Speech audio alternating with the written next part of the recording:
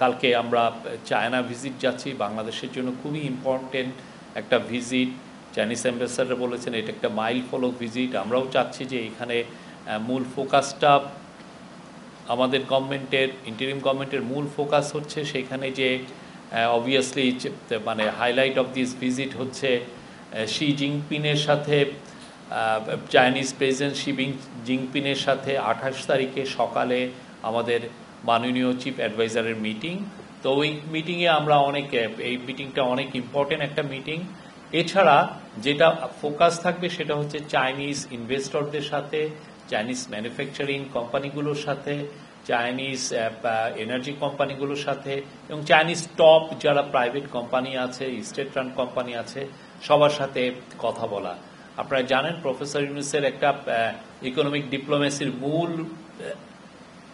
মূল কাজটা যেটা উনি করছেন সেটা হচ্ছে বাংলাদেশকে পুরো বিশ্বের কাছে তুলে ধরছেন অ্যাজ এ ম্যানুফ্যাকচারিং হাব, এবং এই বাংলাদেশকে যাতে এই রিজনের জন্য একটা বড় ম্যানুফ্যাকচারিং হাব হিসেবে এমার্জ করে, সেই জন্য যত ধরনের পলিসি নেওয়া দরকার, যত ধরনের রিফর্ম নেওয়া দরকার সেটা নেওয়া হচ্ছে। চিটাগং পোর্টের বিষয়ে রিফর্ম কিছু নেওয়া হচ্ছে, প্লাস আমাদের এখানে যাতে প্রাইভেট সেক্টরের বিদেশিরা এসে যাতে ইনভেস্টমেন্ট করতে কোনো হ্যাসেল না ফেস করেন, সেই জন্য সবার জন্য একটি ওয়ান স্টপ সার্ভিস দেওয়া যাতে যায় সেই জন্য কাজ করা হচ্ছে। এবং সেই অনুযায়ী অন্যান্য যতগুলো পলিসি সাপোর্ট থাকে, সেটা এনবিআর এর হোক, সেন্ট্রাল ব্যাংকের হোক, সবগুলো পলিসি সাপোর্ট একই সাথে অ্যাটিউন করে যাতে আমরা ফরেন ডাইরেক্ট ইনভেস্টমেন্ট আনতে পারি। এটার মূল লক্ষ্য হচ্ছে যে বাংলাদেশে প্রচুর জব তৈরি করা এবং বাংলাদেশের ইকোনমিক গ্রোথকে নতুন স্কেলে নিয়ে যাওয়া, নতুন উচ্চতায় নিয়ে যাওয়া। তো পুরো ভিজিটটা এটা একটা ফোকাস থাকবে। উনি প্রথমে 26 তারিখে যাচ্ছেন, যাওয়ার পরে 27 তারিখে বোয়া ফোরামে উনি জয়েন করবেন। ওই বোয়া ফোরামের সাইড লাইনে কিছু অন্যান্য বিদেশ থেকে যারা অন্যান্য বড় বড় কান্ট্রি থেকে যারা আসছেন তাদের সাথে কিছু ইম্পর্টেন্ট মিটিং হওয়ার একটা সম্ভাবনা আছে। এবং তারপরে 28 তারিখে বেইজিং এ উনি ফিরে আসবেন। 28 তারিখে বেইজিং এ ওনার মিটিংগুলো বেশিরভাগ যেগুলো বায়োলেটারাল মিটিংগুলো, তো সেইখানে অনেকগুলো ইনভেস্টরের সাথে মিটিং হবে এবং এটার কিছুটা আউটলাইন কয়েকদিন আগে আমাদের executive chairman of BIDA Ashik Chowdhury জানিয়েছেন। তো এই বিষয়ে আমরা ওইখানে এখানে কিছু এমওইউ হওয়ার কথা আছে। তা আমরা এই পুরোটা আমাদের একটা টিম ওইখানে যাচ্ছে, আমরা আপনাদেরকে সবসময় আপডেট করব, যে ডেভেলপমেন্ট হয় আপনারা জানতে পারবেন। আর এইখানে আমরা অনেক স্পেকুলেটিভ রিপোর্ট দিচ্ছি, আমরা এই বিষয়ে আসলে এখনই কমেন্ট করতে চাচ্ছি না। আমরা ওইখানে যাই, যার পরে মিটিংগুলো হওয়ার পরে যেগুলো ডিসিশন হবে আপনারা সাথে সাথেই জানতে পারবেন। আর একটা বিষয়, আমরা কয়েকদিন আগে কালবেলাতে একটা রিপোর্ট দেখেছি বাংলাদেশ হিন্দু, বৌদ্ধ, খ্রিস্টান ইউনিটি কাউন্সিলের। আপনারা জানেন এর আগে ওরা দুটো রিপোর্ট করেছিল। একটা রিপোর্ট হচ্ছে যে 4ই আগস্ট থেকে 20 আগস্ট পর্যন্ত যেই ভায়োলেন্স হয়েছে সেটার আলোকে তারা দেখিয়েছেন যে বেশ কিছু কমিউনাল ভায়োলেন্স হয়েছে। তারপরে ওরা 20 আগস্ট থেকে 31শে ডিসেম্বর আর একটা রিপোর্ট করেছেন এবং গত জানুয়ারি এবং ফেব্রুয়ারিকে নিয়ে ওনারা একটা রিপোর্ট করেছেন।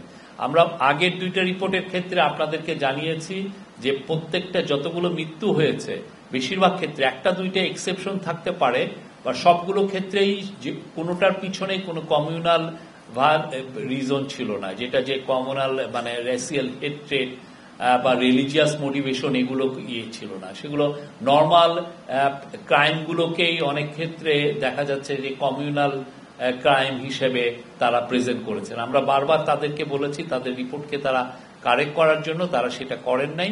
এবং আমরা লাস্ট যেটা রিপোর্ট ওনারা দিয়েছেন আমরা কালবেলা পত্রিকায় দিয়েছিলাম, ওইটা আমরা বাংলাদেশ পুলিশকে বলি যে প্রত্যেকটা ইনভেস্টিগেট করে আমাদেরকে জানাতে, ওনারা প্রত্যেকটার ক্ষেত্রে আমাদেরকে জানিয়েছেন।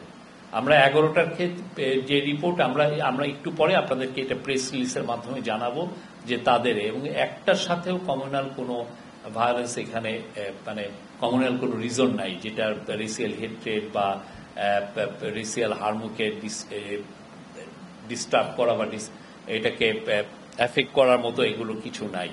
তা আমরা আবারও আশা করব বাংলাদেশ হিন্দু, বৌদ্ধ, খ্রিস্টান কাউন্সিল তারা যে রিপোর্ট করেন সেটা পুরো পৃথিবীর সবাই তাদের এই রিপোর্টটাকে অনেকে টুইট করেন, অনেকে দেখা যাচ্ছে যে ইউএস এর সিনেটে বা ইউকে কমন্সে এই রিপোর্টগুলো সাইটেশন করেন। তো আপনারা এইখান থেকে যদি তারা মোটিভেটেড রিপোর্ট করেন, তো তাদের মোটিভেটেড রিপোর্টের উপরে বাংলাদেশকে অনেককে পোর্ট্রে করতে চাচ্ছে। বাংলাদেশের যেই আমাদের যে কমিউনাল হারমোনি যেটা আছে সেটাকে দেখাতে চাচ্ছে যে আমরা এক ধরনের মাইনরিটি রিপ্রেশন করছি বা এইখানে হচ্ছে, সেটার একটা এক ধরনের রিপোর্টটা এই ধরনের প্রজেকশনটা করে। আমরা তাদের কাছে আবারও অনুরোধ করব তারা তাদের রিপোর্টগুলোকে রেকটিফাই করবেন, কারেক্ট করবেন। আমরা প্রত্যেকটা রিপোর্ট, তাদের প্রত্যেকটা রিপোর্ট আমরা পুঙ্খানুপুঙ্খভাবে আমরা ইনভেস্টিগেট করেছি এবং আমরা আপনাদেরকে খুবই যথেষ্ট ট্রান্সপারেন্ট হইতে আমরা জানিয়েছি। আমরা আজকেও আপনাদেরকে দিব, আমরা ইনফ্যাক্ট 16টা ঘটনা আপনাকে দিব। আপনারা দেখবেন যে 16টা ঘটনা কি কি কারণে হয়েছে, কি কি কারণে এই মৃত্যুগুলো হয়েছে। তো আমরা দেখছি যে তাদের মধ্যে কোনো মানে হিন্দু বৌদ্ধ খ্রিস্টান কাউন্সিল তারা যখন রিপোর্টগুলো কালেক্ট করছেন আর কিভাবে করছেন, কোনো ট্রান্সপারেন্সি নাই। এই বিষয়টা আমরা তাদেরকে আহ্বান জানাবো যে তারা এই বিষয়টা নিয়ে আরো সিরিয়াস, কেননা তাদের রিপোর্টের উপরে ভিত্তি করে বাংলাদেশকে অনেক ধরনের বাংলাদেশের বিরুদ্ধে ইসমিয়ার ক্যাম্পেইন হচ্ছে তাদের রিপোর্টের কে সামনে রেখে, তাদের রিপোর্টকে বেস করে। আমরা আশা করব অ্যাজ এ বাংলাদেশি সিটিজেন হিসাবে তারা যথেষ্ট কনস্ট্রাকটিভ রোল পালন করবেন।